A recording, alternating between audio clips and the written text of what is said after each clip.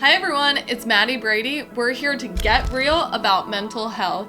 Stay tuned for some great conversations with some very special guests. Hi everyone, we're here with Grace from Sober Not Boring. Thank you for coming. Thank you for having me. This is amazing. Of course. How did you come up with the name Sober Not Boring? Like, how did all of that start? I mean, it's a pretty popular hashtag on, TikTok, Instagram. And I was kind of shocked when I looked it up and no one had taken that username. Yeah. That's like the surfacey level answer. But honestly, because like I just want to show people that sobriety is not boring. And like that fact is so true for me. I mean, I've had more fun in the last 9 months than I've had in my entire life. Yeah. And I'm able to remember it. So it's just, I think it's just so important that people know, like, there's just a misconception that it's just being sober is, is mundane. It's boring. It's like, you don't have like a zest for life. And that's exactly the opposite of how I feel and what I've been doing. So yeah. Yeah. No, you definitely have more of a zest for life when you get sober, because I feel like when you're in, at least for me, active addiction, you are centering everything around alcohol. If there's not alcohol there, I'm not going type of thing, or it's going to be lame. It's not going to be fun. Every single thing you're doing is centralized around alcohol. So you have this one substance controlling your entire life. Whereas when you're sober, you actually want to do things. You want to try new things. Like, I know I've tried like roller skating and jujitsu and just about everything in sobriety, because you actually want to get out there and start doing things. Yeah, I mean, it's been wild to like start feeling things again as well. And like our culture is so obsessed with having alcohol at every event, at every activity. And it's just, I thought that was normal. Mm-hmm. And it's truly not. And you're right, the mental obsession. Like if I was at dinner, like my brain couldn't enjoy the conversation with my friends. It was all about, okay, what drink am I going to have next? Is there enough wine in the wine bottle for me to get drunk enough so that like I can get to the point where I'm like having a good time, whatever that fuck, can I curse? Yeah, that's whatever the fuck that means. Yeah, the obsession is just like lifted, and I'm able, once that's removed, there's so much more room for like activities and positive thinking also in my brain. Alcohol's so powerful. And it controlled my life for 7 years, really. It's just crazy to think about. Yeah. And that's an aspect that I don't think a lot of people realize, is that they look back and they're like, you were at all the parties and you were at dinners and that one time you were okay. But even if my night wasn't ending in a blackout, which most nights were heading that way, when you're at dinner, you're thinking about, like, you're not actually engaged. You're not actually present. You're thinking about, how do I get more drinks? Like, how do I order a round of shots? Like, everything is about just getting more drunk. And people even asked me, literally the other day, because we were talking about a mocktail cocktail mix-up incident, and they said, what would it be like if you had a drink right now? Like, and I was like, it's not like I'm going to die, but I'm immediately going to want more, immediately. And that's just a mental battle that I'm not ever looking to feel or fight again, because it's like, as soon as you get some, you're thinking about your next cup before it's even over. Mm-hmm. Yeah. And it's just baffling to me that like I didn't think it was a problem for so long, because everyone around me was doing the exact same thing, or so I thought. Yeah. But then when I look back, was I always the drunkest? Yes. Was I always wreaking havoc? Yes. Was like, yeah. I am just, I would just point to people and be like, well, I'm not like them. And they're doing the exact same thing to me. Just pointing at me and saying, well, I'm not as bad as her. Yeah. And I didn't realize that. Now I have this perspective. I'm like, I was the girl that everyone was looking at like, oh shit, how is she going to get home tonight? And like, that's a terrifying thing to think about. Yeah. But yeah, I mean, most nights I was blacked out. And if I wasn't, I was very unhappy because that's how I drank. I wanted to black out. I wanted to not feel. I wanted to not know what I was doing because I hated myself so much. And just not being conscious was just like the best feeling ever. Just waking up and just being like, well, that wasn't me last night. That was someone else because I have no recollection of who that was. Yeah. But then that comes with, the anxiety of what the hell happened. Yeah. Yeah, I very much relate to every single thing you're saying. I would think the same thing, like, everyone's doing it, everyone's partying, everyone's getting as drunk as me. But then when you take yourself out of the situation, I was the one that people had to Uber home or carry home or whatever situation I got myself into that night. It wasn't the same as everyone else. And if it was, that person also had a drinking problem and we were trying to validate each other, which also can happen a lot. Do you feel like you knew anyone that was on your same level that you guys kind of just fed into each other? Not someone on a consistent basis. I mean, there were nights that a certain friend, would match me or things like that. But I was my own enabler. I really was. And like, I don't want to point, and I can't really point to anyone else because it's totally all me. Oh, yeah. But yeah, I mean, I was also the person that was trying to get my friends drunk. Yeah. Like, now I go out with them soberly and I'm like, oh, they're having a normal time and had 2 drinks. And if I was there like 10 months ago, I would have been feeding people drinks, feeding people shots so that I could feel safe and normal about the way I wanted to drink. Mm-hmm. And that's something you realize in sobriety is the projection aspect of it. Is that I felt the same way. If everyone's not drunk or everyone's not partying, like, what are they doing there type of thing. And now at least it is a bit reassuring when you're in sobriety and if someone feels that way about you, it's something that they're dealing with and an internal conflict in them, because that's how I would feel too. Like, if you're not there to drink a ton and party, it's like, what were you even doing there? Exactly. Which is such a crazy concept to think about now. Oh, yeah. I mean, I wasn't really able, or didn't let myself go out with my friends for the first, 6 months because I was just like, people, places, and things. Like, let's just leave those be for right now.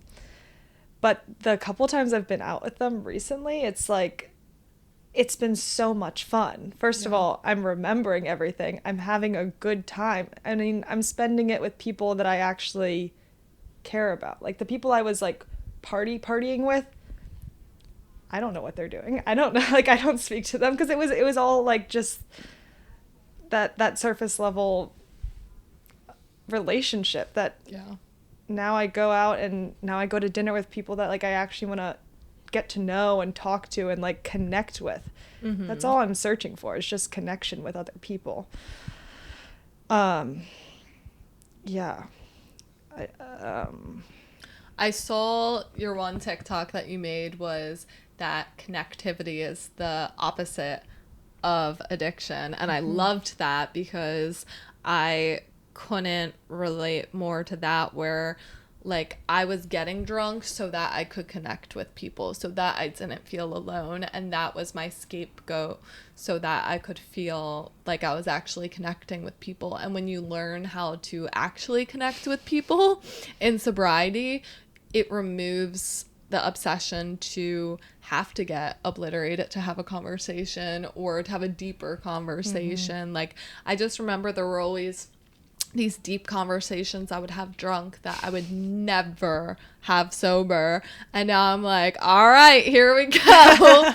We're getting deep and we're dead sober. And that's removes the fact that you need that. Mm-hmm. Like, you're defeating your addiction by being able to connect with people without alcohol.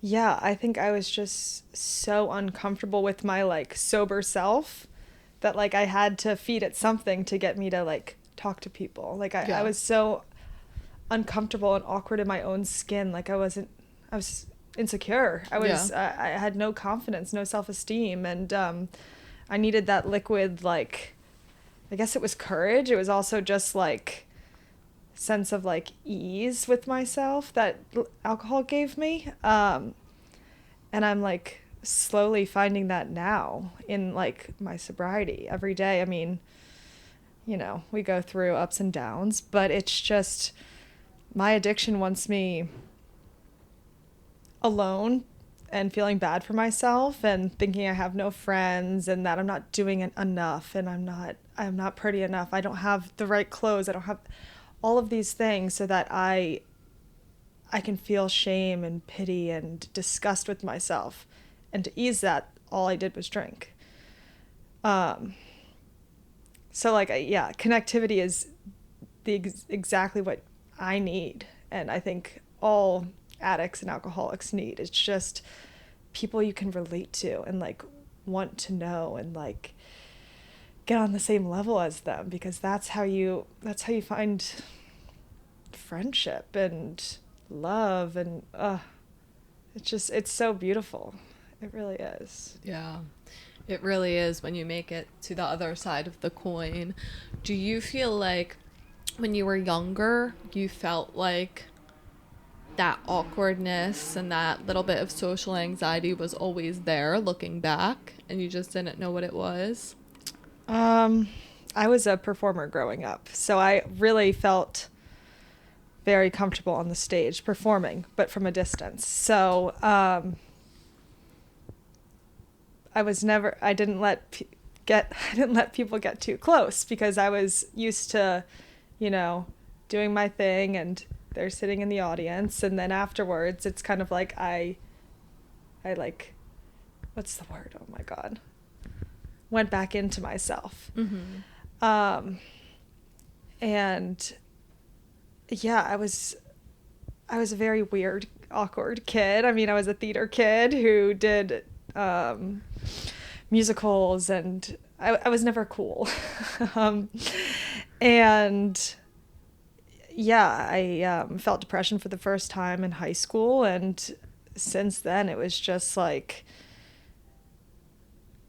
I guess I had a name for it then, but it was all growing up. I couldn't figure out what was wrong with me. It was just like I was so uncomfortable unless I was doing a service for someone else. Yeah. And then I felt like needed and wanted and validated. I feel the same way with the performance stuff. I did pageants when I was younger.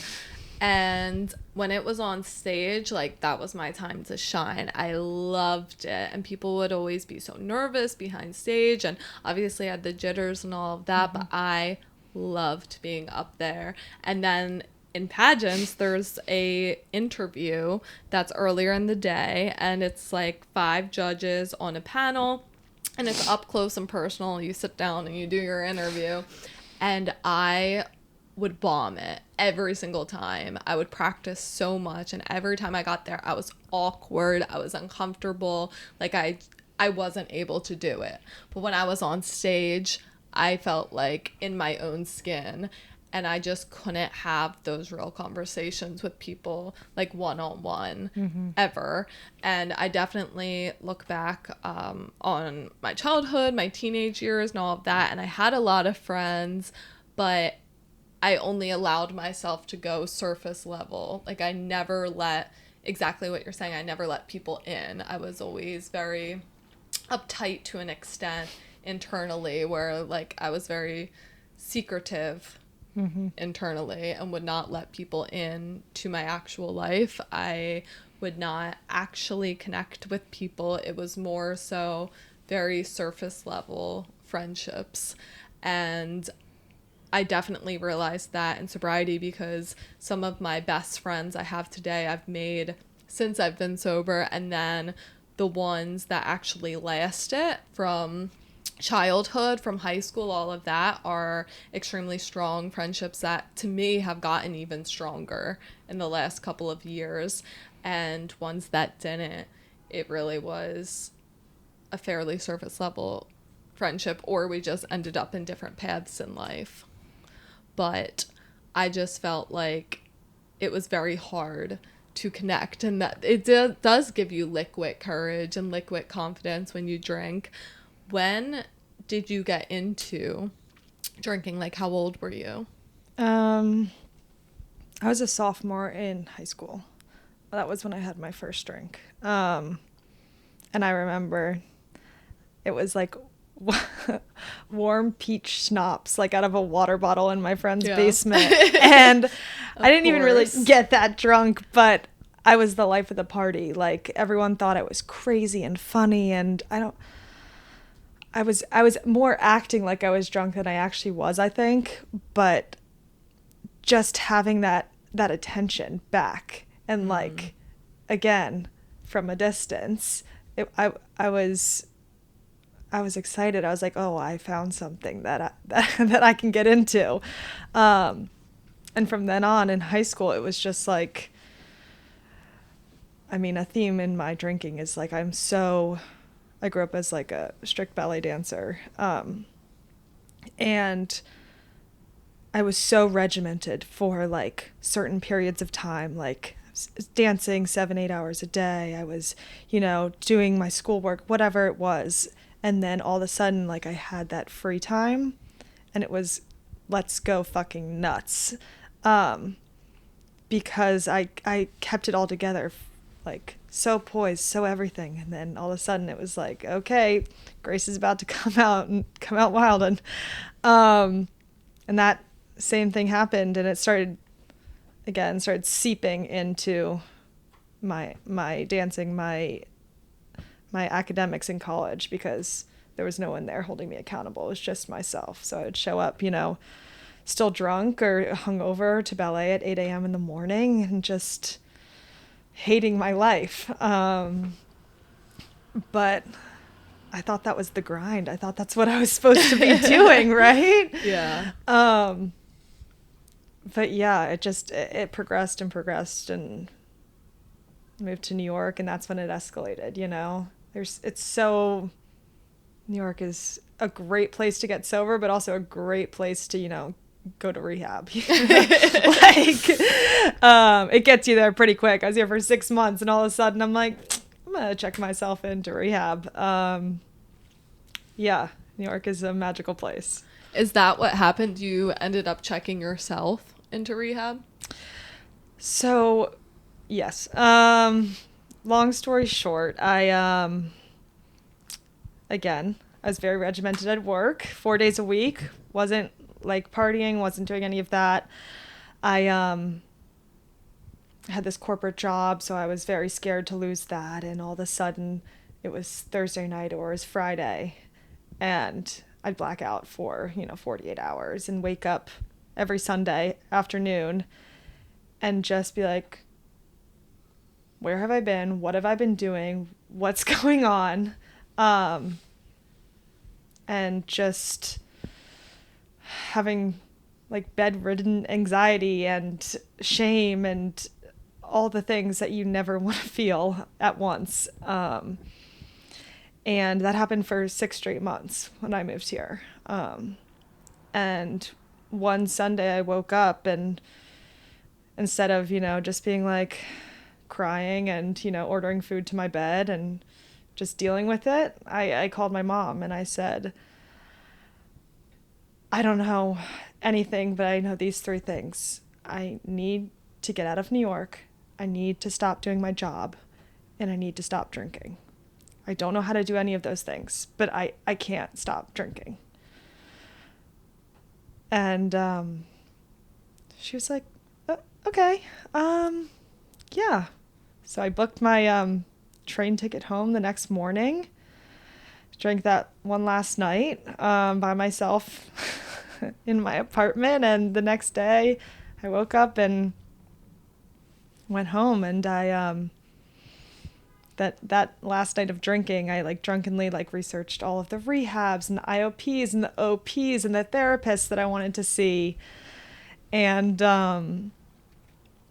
came up with this like master plan of how I was gonna get sober. But I didn't want to sound like a fucking crazy person, so when I came home, I was like, so I was thinking about maybe this or trying this, but in my head, I'm like, this is what's gonna happen, because I knew I needed it. So yeah, they were on board with everything. They're like, obviously we want you to be happy. Like, you seem miserable. So yeah, they drove me there and spent 28 days and started to, feel again. I mean, I remember just like feeling rage for the first time. I'm not an angry person whatsoever. I don't know if you can tell, but like, this is my like natural face. Like, and I felt it for the first time in rehab, and I didn't know what to do with it. It like overtook my body. So like things like that, just like, it's like, wow, this alcohol is so powerful. It suppressed all of my emotions. Yeah. Wow. And when you came up with that idea to go to rehab, did you know anyone in your life prior that went to rehab? Like, was this completely a foreign concept to you, or did you have some inkling that this was the right thing to do? Yeah, so I have someone very close to me in my life who is in recovery. Sober 11 years now, but Wow.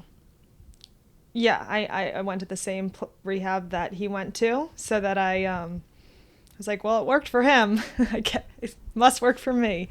I mean, it has so far.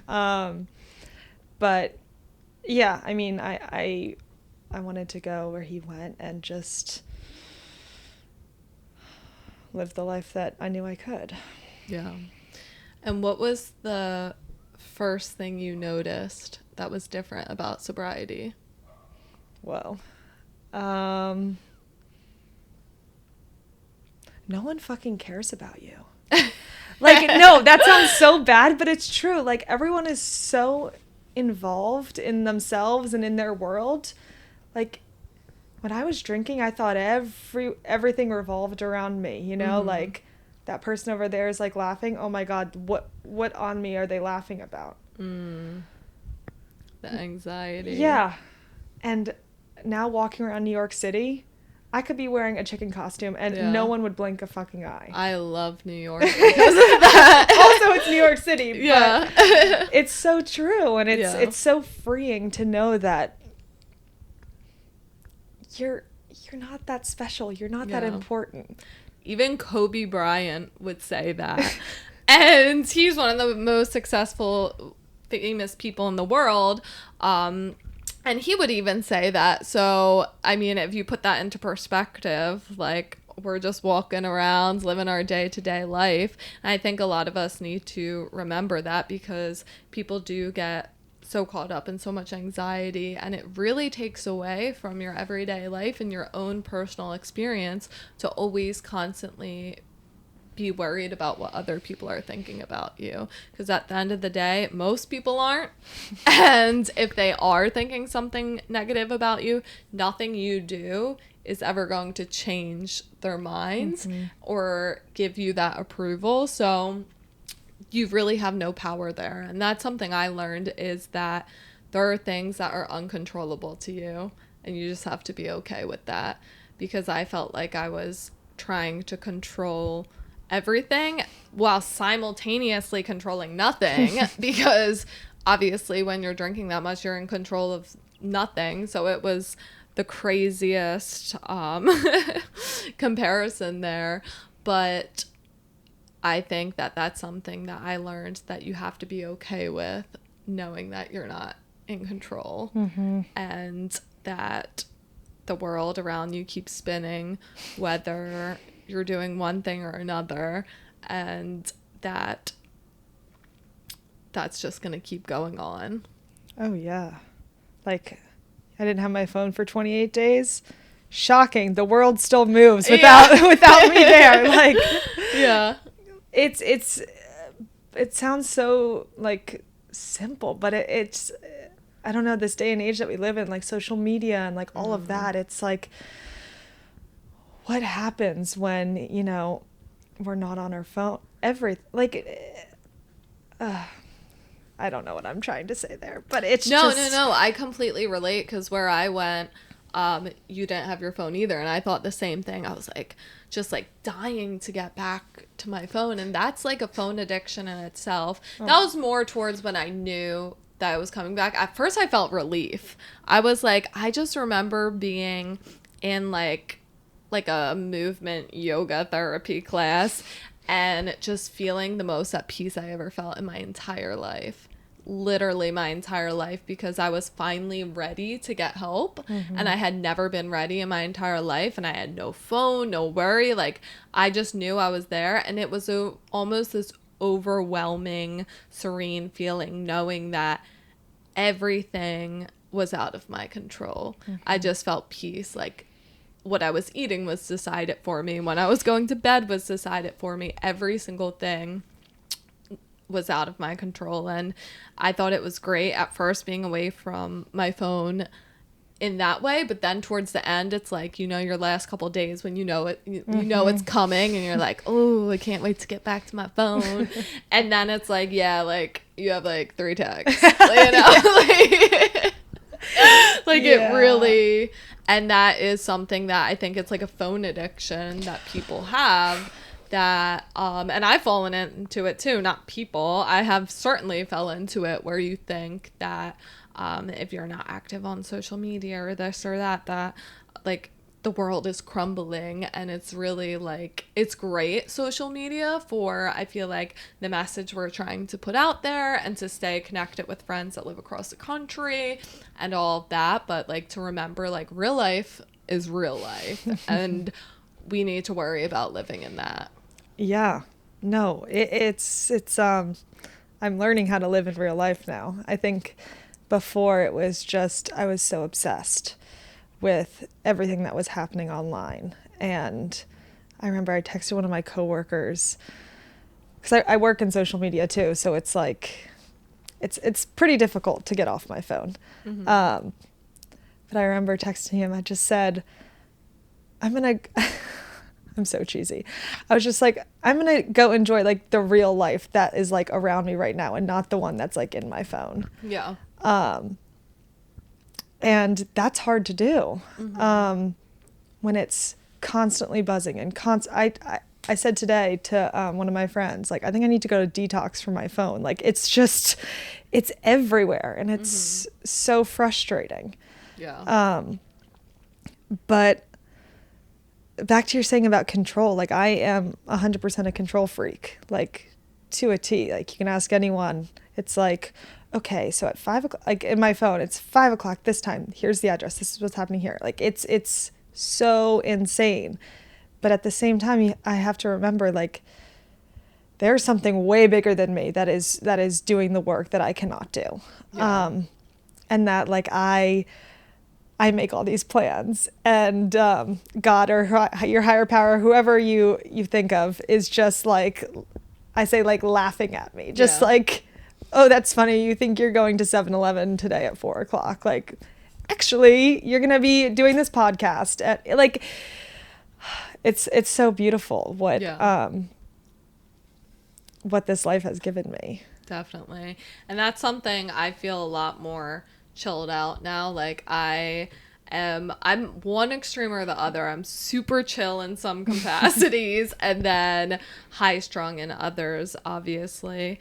But I just think sobriety has given me a chance to actually just live in the moment and be present, and then you don't feel like you need to have your whole life figured out by tomorrow, and just this constant anxiety. Like the anxiety has been lifted, and that doesn't mean that you don't experience anxiety in sobriety. And I like to always bring up, like, you still can be depressed, you still can have anxiety, you still have all of those things in sobriety. It's not just taking life away, but those are parts of life that we need to work through, and it's better to face them head on and figure out solutions and figure out what helps us get out of those patches, rather than just drowning it out with alcohol and or whatever your substance is, and then having it get progressively worse.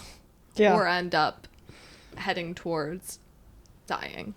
Yeah. I mean, that was my go-to. It's like, I feel some kind of depression. Okay, let me feel even worse about myself. Let me play sad songs. Let me text someone that I know is not going to text me back, so I can just feel more bad about myself. Yes. It's like that self-sabotage that I love. Yeah, I want more of everything.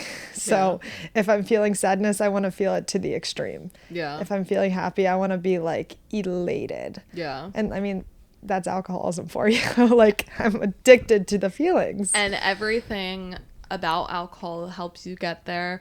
When you're sad, guess what? Alcohol will help you feel sadder. When you're happy, like, it helps, like, elevate you for the time being. Obviously, you're not elevated very long, but that's the thing. Like, you can't, when you're in it, you can't escape it, because it's going to be at every holiday. It's going to be at every family function. It's going to be at everything.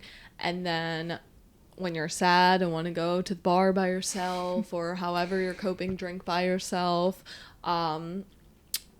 it's also going to be there for that. It's something that, and they market it so perfectly, where they have, like, champagne's the happy alcohol and whiskey's the mature alcohol, and they have it marketed so well that we constantly want to keep buying it as a society for each and every event and everything. And now it's Cinco de Mayo, everyone's getting margaritas. Now it's like, whatever it is, now it's Christmas, everyone's getting spiked eggnog. Like, it's always gonna be something, because that's how it's designed to be.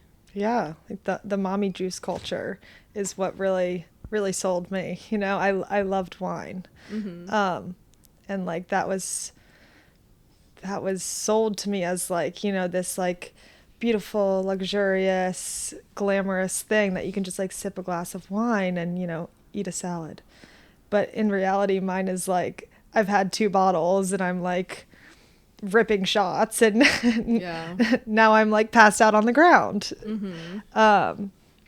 So yeah, I love to romanticize, like, alcohol in some ways. But then you got to remember, like, how it's actually going to turn out when you think about it. Yeah, and I touched on that in another episode, the glamorization, where you think it's, like, elegant to have wine or a martini. It's like James Bond-esque.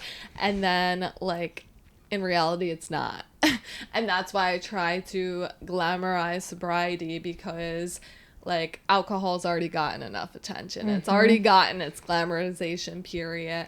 Like, there are parts of it, sobriety, that need to be glamorized, because what's actually glamorous is going on a beautiful run on a sunny day, or walking over a bridge, or having real connecting, intimate moments with someone that isn't just completely lubricated by alcohol and a false fantasy for the night type of thing. And you're never going to get that while you continue to drink. And I just think that's my favorite part about being sober, is not only the opportunity it's awarded me, what it's given back to me, but those small moments where it's just the sun setting and you're on a run, and you're actually able to enjoy it and not have all the anxiety linked with it. Oh my gosh, yeah. It's just, you think you have all these moments, and, like, you think those are the best times of your life. And like, back in college when I was drinking and using, and it was fun for a little bit, and as they say, until it wasn't fun. But I've recently just been like, in my friend group, they're like, oh, remember that time of blah blah blah blah. I'd be like, was I there for that? You're like, no, I don't. And they're like, Grace, you were sitting right next to me. I'm like, oh, okay.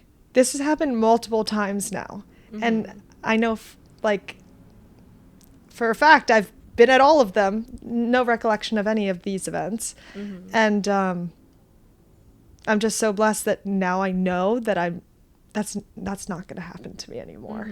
And, like, I'm going to be present, and I'm going to be there. And I'm going to remember those funny jokes and not just be incoherent in the back. You know, like you're saying, those sunset runs, like, I hated nature. I hated nature. Thought it was disgusting. Now I'm in the park like every single day and just, I just feel like a whole new person. And just those little moments that you can like capture. I've been like writing them down and putting them in a jar. So like I can read them one day. I don't know. That's amazing. I like that idea. But it's just this life I get to live and you get to live now is just something I didn't think I would get. Like I didn't know this life was possible. Like when I think back to when I was drinking, I didn't know there was another way except to be miserable and keep drinking and like just dealing with the consequences of whatever I did or however I was feeling. Like I didn't know this was an option. And now that it is, it's just it's crazy to think about. Yeah, I would have looked at something like this and been like, oh, that's fake. That's not real, you know? Yes. Yes. And like I bring that up because that's important to realize. Like I was there too. I was on the side thinking like they don't actually feel like that. Like come on. But then you do. You actually do get to the point. What do you feel like was the hardest part of achieving sobriety, either on the daily or first getting sober? For me, I think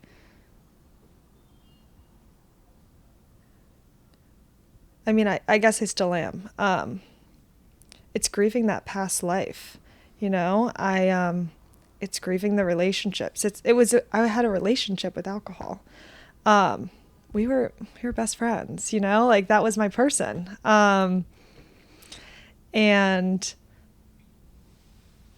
breaking up with alcohol, breaking up with those places that like have very bad memories in my head, and breaking up with people that, you know, you love so much, but I guess just being selfish in a way that is putting my sobriety first. And yeah, that doesn't include everyone that it used to, and it doesn't include every place and everything that it used to. But I'm at a point where I can't sacrifice anything, because if I put anything before my sobriety, it's like I won't have it. Exactly. You got to put the mask on yourself before you can put it on others on the airplane.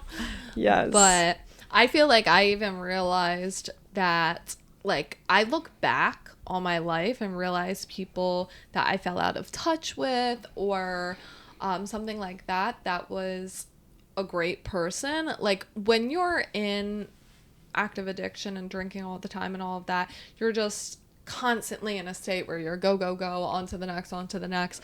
You're not really reflecting on these things. And I've actually reached back out to people and been like, let's reconnect, you know, and you realize how amazing certain people were in your life that you fell out of touch with, or something happened and you haven't seen in a while, and it just gives me a different perspective on every single thing. Like, and it's taught me so much, even where like certain things, and I think it's the insecurity where you brought up in the beginning, how you think everyone's thinking these things about you and all this stuff. Like, just actually being able to be yourself and to say what you mean what you say. Like, I'll reach out to people, like, if I think someone's doing something cool and I'm like, this is really cool, where before I would have felt weird, like I would have felt like, oh my god, they're gonna think that's really weird, I haven't talked to them in a really long time, and just that hyper analyzation behind everything.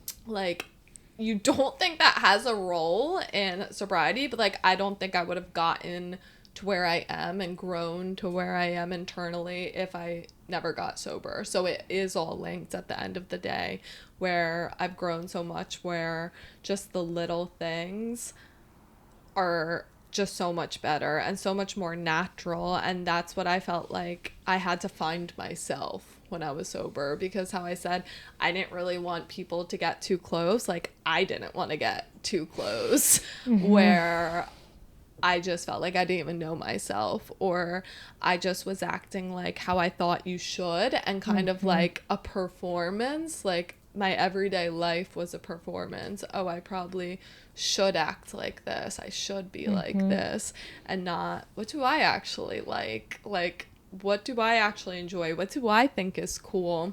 Those are questions I just never asked myself before. Yeah, I mean, I still don't really know those answers, to be honest with you. I'm learning each and every day, like, what I like to do, what I don't like to do, and having opinions, like, and sticking to them.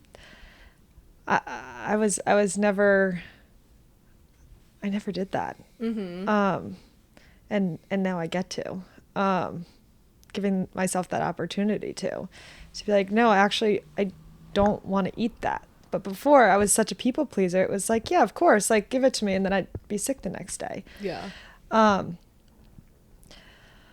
and also people coming out of the woodwork too is just, it's awesome. You know, people from my past, people from the internet that I don't even know, but now I know. And it's just because I'm sharing honestly online. And yeah, I've reconnected with a couple people. It's just, it's really great to know that, like, my past does not define me, you know? I'm a new person, and I'm the same person, but with a new perspective on life, that I'm able to be myself and not care that, you know, Sally is, you know, thinking I'm a bitch. Okay, cool, Sally, you know, like, Forget you, Sally. yeah. Whoever Sally is, but yeah. Yeah. No, that's exactly like what I was talking about. The people that are gonna hate, you're never gonna change their mind. Yeah. So why are you even bothering? But that is super neat that so many people are reaching out to you. And I mean, I've seen your stuff and I love them, like how I said the connectivity one, and I'll see ones I'm like, oh yeah, like either I'm like, yeah, get a girl, or I'm like, oh my gosh, I relate to this so much, you know. And it's just neat to see a community online that so many other people do feel that way, and then actually bringing it to real life. And we're lucky enough to be in New York, where we have the opportunity that there are so many people to connect with that are like-minded thinkers or have had similar experiences or things like that. Yeah. I mean, like I said, New York is a great place to get sober or be sober curious, or whatever it is. There are so many people here that love to talk about sobriety, love to be in sobriety. But there are a lot of people who are still in that drinking, in that in all of that culture. And that's at the forefront of what people think about. And one of my missions is to get, you know, this stuff that, you know, we're going to dinner tonight with a group of like sober, amazing people, and like that needs to be normalized. You know, Yeah. You don't, when you go to dinner, you don't need to like hammer down bottles of wine just to have a good time. And like normalizing that, as you say, glamorizing that, because it is glamorous. Now I get to, do all of these things that I wasn't able to do because I was too drunk. Mm-hmm. So yeah, it's a great place to be, for sure. And that's why I chose here to get sober. Yeah. To be sober, not boring. Yeah. Yes. And it really is so true with the going to dinner. Just feels more fun. You're actually laughing. You're actually engaged. And then, like how we said, you get to do more activities. And it's so cool how many events, like we met at an event. There are so many events in the city too, of all different ages, genders, everything are throwing these events, and they're all, I mean, even like Absence of Proof came on. I love her events. Oh my God. Shout out. Yes. Love Elizabeth. And she does different type of event every single time she does one. So not only do we have singular people doing multiple events, but then we have others that have constants that are like your local dive bars, and there's really everything at the tip of your fingers in New York, and hoping that it's going to be in other places too. Mm-hmm. And closing, I would love to know, like, what would you say to someone that is unsure if they have a problem or thinking about getting sober, or just coming to that teetering edge where they don't know what to do next?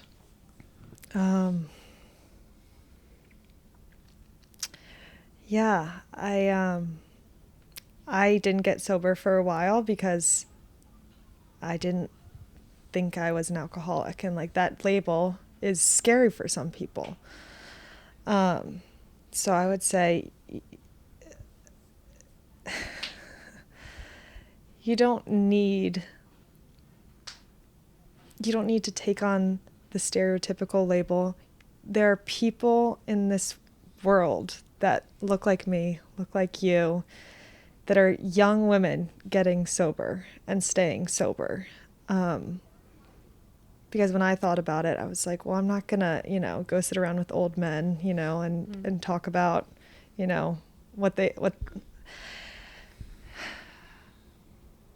I would just say that it's so important to know that a life that isn't painful, isn't consumed with thinking of alcohol, drugs, with what other people are thinking, like that all addictive, all consuming thought process that a lot of people have, there's a way out, and it's available to you. You just need to ask for it and ask for help, because that's the only way you're going to get it, and you're going to have to work for it, and you're going to have to want it, because it won't just be sprung upon you, as I thought. Like, I just stopped drinking and then all of a sudden I'm like this angel. Like, that just doesn't happen.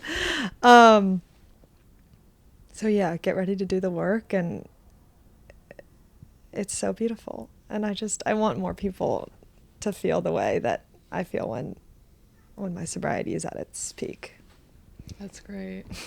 Get ready to do the work and get ready to get real. Yes.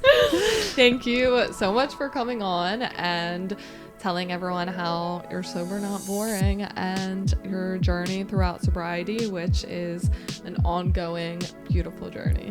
Thank you so much for having me. Grace. Bye. Thanks for tuning in and getting real with us. Podcasts will be posted every other Wednesday on Spotify and YouTube. Please reach out via DM if you want to chat.